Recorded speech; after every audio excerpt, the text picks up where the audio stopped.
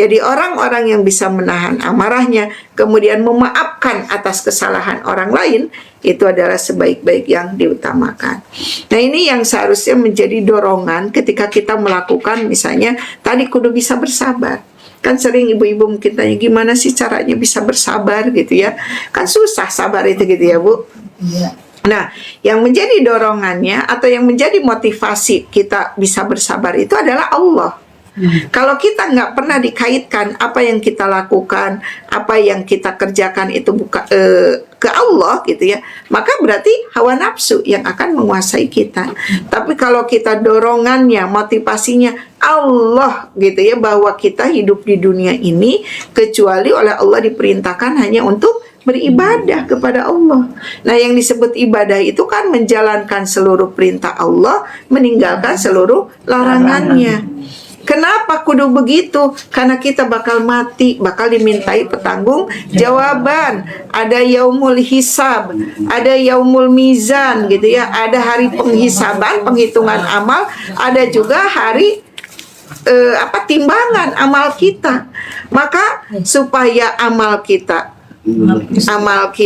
banyak gitu ya, kemudian juga ketika ditimbang lebih banyak amal solehnya, nah diantaranya ini. Jadi itu yang mendorong kita yang akhirnya ya udah deh lupain aja, mendingan mendapatkan ampunan dari Allah, mendingan mendapatkan pahala dari Allah nanti di surganya Allah gitu ya, dibandingkan saat ini kita membalas kemudian kita malah jadi berdosa. Maka dorongannya itu tadi, bahwa iman kepada Allah, iman kepada hari akhir, bahwa kita hidup di dunia ini harus dikaitkan tuh, bahwa kita ini makhluk yang diciptakan oleh Allah. Allah sudah menetapkan hidup kita buat apa, kemudian Allah juga sudah menyiapkan balasannya. Itu yang harus kita senantiasa kaitkan. Kita nggak akan pernah satu pun perbuatan kita atau ucapan kita kecuali dapat ganjarannya. Kalau keburukan, Allah ganjar dengan keburukannya itu siksa neraka.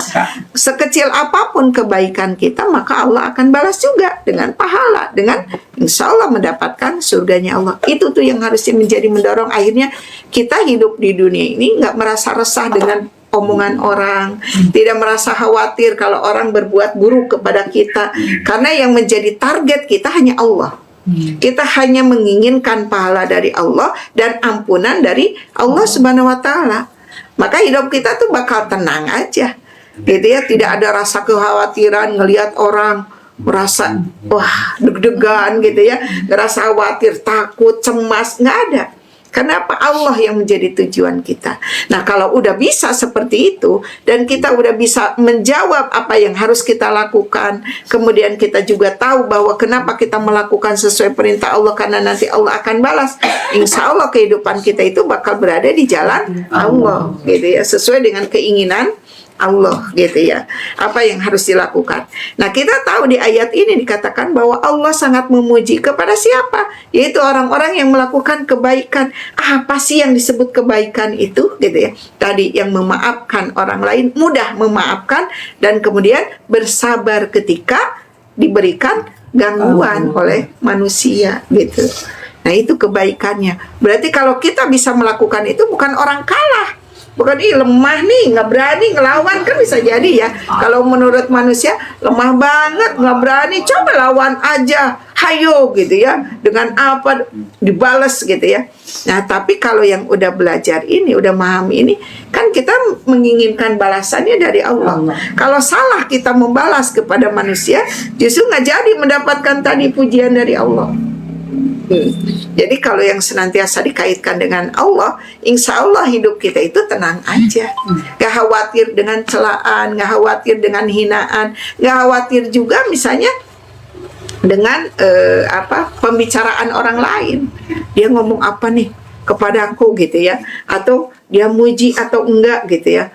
Kenapa dia begini begitu gitu ya. Ngelihat orang cemberut, kita ngerasa nyemberutin kita gitu ya. Ngelihat orang tertawa, ngerasanya nertawain kita kan gitu ya. Tapi kalau yang hidupnya udah diatur seperti ini, maka dia tidak ada pikiran lain kecuali kebaikan gitu ya. Melihat orang yang senyum, ya kita senyum lagi gitu ya. Enggak justru berburuk sangka. tuh kan ngehina kan gitu ya, dia ngenyek tuh gitu ya, dia mencela tuh enggak.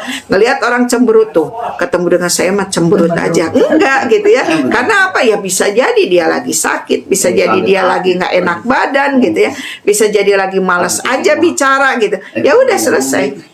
Karena apa? Kita bukan menginginkan tadi kebaikan dari manusia gitu. Akan selesai itu urusannya. Maka hidup kita bakal tertata, teratur gitu ya. Karena sesuai dengan keinginan Allah Subhanahu wa taala.